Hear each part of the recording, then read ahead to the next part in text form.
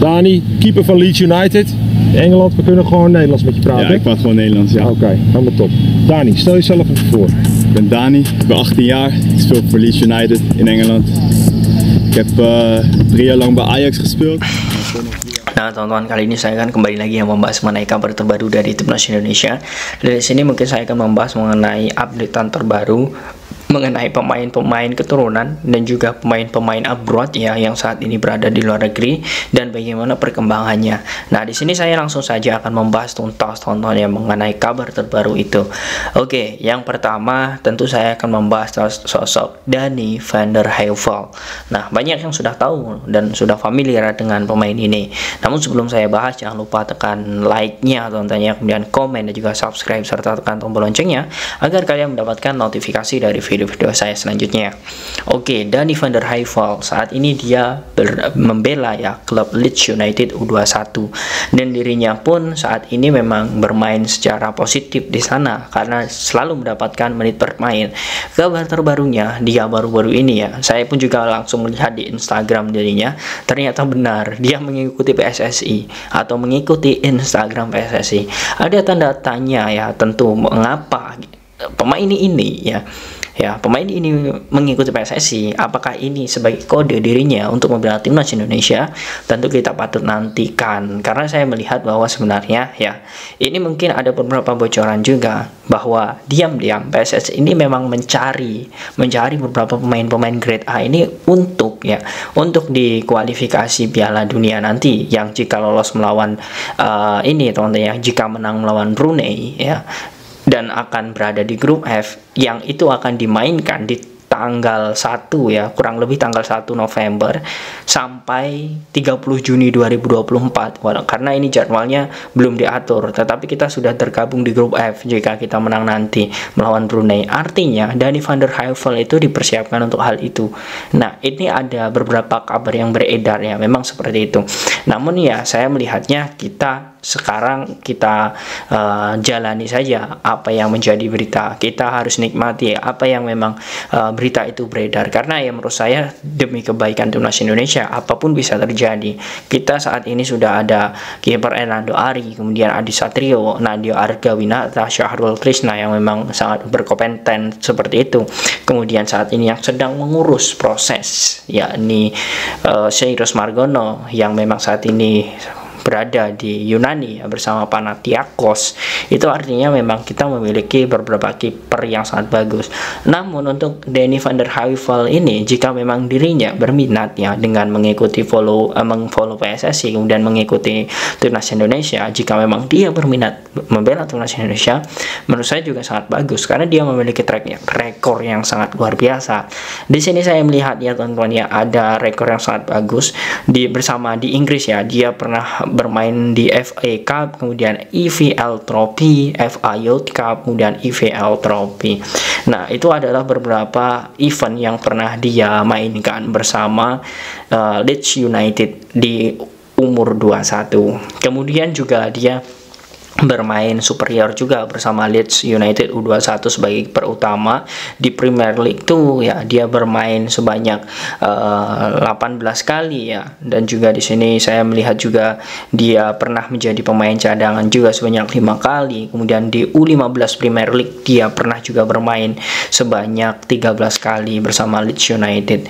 Nah, ini artinya permainan dirinya ya memang sangat bagus. Dia sudah kurang lebih 3 tahun ini membela Leeds United dan dia akan berakhir kontraknya di Juni 2024 nanti.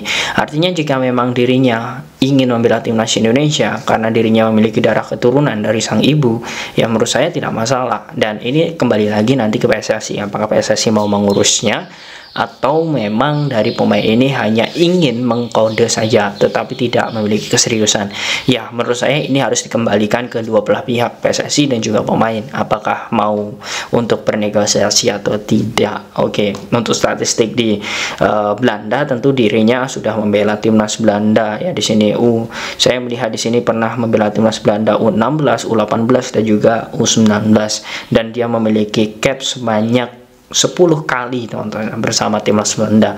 Oke lah, itu untuk kabar dari Danny van der Heuvel. Kemudian untuk kabar selanjutnya, di sini saya melihat ada sosok Marcelino Ferdinand. Nah, menurut saya pemain tengil ya, saya bilangnya ini pemain tengil tapi berprestasi. Nah, gimana lah menurut kalian? Kalian silahkan tulis di kolom komentar. Nah, karena saya melihat Marcelino Ferdinand ini sangat bagus adaptasinya di Korea, di Eropa. Karena dia saya melihat di sini dia mampu ya di 3 pertandingan terakhir itu sangat berkontribusi bersama timnya.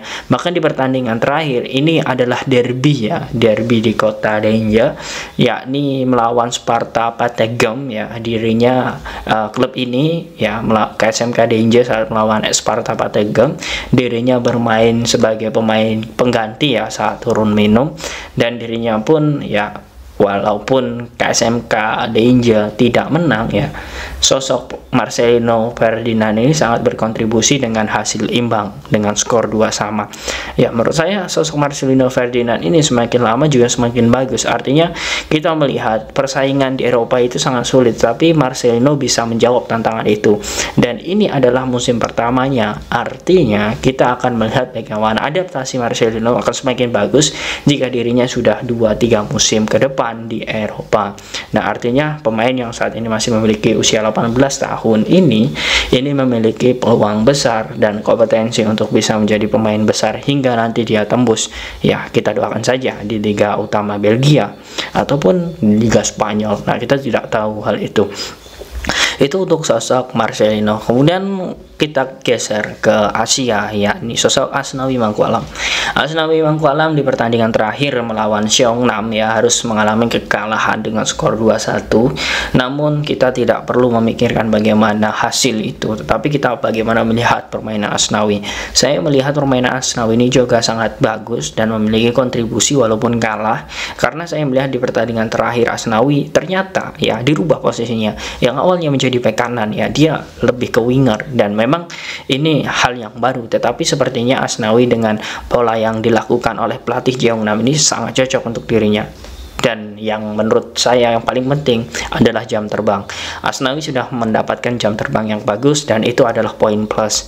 Nah, itu untuk kabar Asnawi terbaru teman-teman. Nah, kita kembali kita tetap membahas di Asia lainnya, di Asia Timur ya, tetangga dari Korea yakni Jepang. Ya, ada satu pemain timnas Indonesia yakni sosok Pratama Arhan. Nah, di postingan dari Instagram Tokyo Verdy itu sudah di list beberapa pemain yang dimainkan ya untuk menghadapi Mito Hollyhawks. Tetapi saya melihat dari starter kemudian hasil akhir. Nah, ini kita melihat bagaimana Pratama Arhan tidak mendapatkan kesempatan di Tokyo Verdy. Ya, walaupun dia sudah dipercaya ketika di Piala Kaisar kemarin saat menghadapi FC Tokyo, tetapi sepertinya dengan pertandingan tersebut ya tidak membuat pelatih percaya kepada Pratama Arhan. Dan ini menurut saya kita harus melihat bagaimana Pratama Arhan harus mendapatkan jam terbang. Wah, apapun itu kondisinya ya, kita berharap pemain-pemain timnas Indonesia itu mendapat jam terbang. Nah, kontrak Pratama Arhan masih ada 1 tahun lagi, dan kita berharap Tokyo Verdy bisa memaksimalkannya ya, walaupun tidak berada di pertandingan resmi ya, diharapkan dengan latihan yang intens, kemudian pola latihan dan pertandingan persahabatan, Arhan selalu bisa dimainkan agar nantinya Arhan mendapatkan jam terbang yang bagus. Dan menurut saya, apakah ini kerugian ketika bergabung bersama Tokyo Verdy? Ya, mungkin banyak persepsi yang mengatakan sangat rugi karena Arhan tidak mendapatkan menit bermain. Tetapi menurut saya, ketika Arhan membela timnas Indonesia dan permainannya meningkat, itu adalah perkembangan, dan itu juga bisa kita lihat, dan kita juga bisa berterima kasih kepada Tokyo Verdy. Namun jika Arhan ya ditawar oleh klub yang memang nantinya menjanjikan dirinya untuk menjadi starter, menurut saya harus diterima, walaupun ya gajinya kurang seberapa lah. Karena menurut saya Arhan ini masih muda, dia memiliki potensi untuk menjadi pemain besar.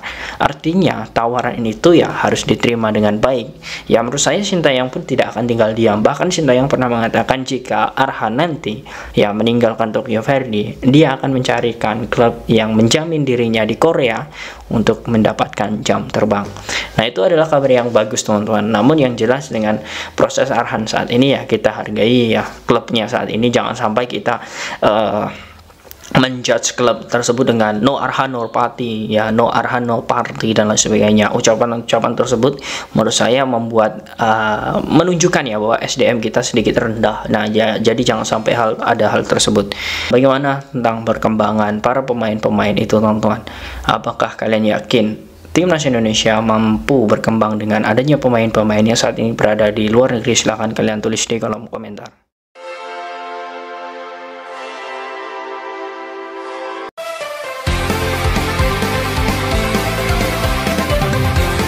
Project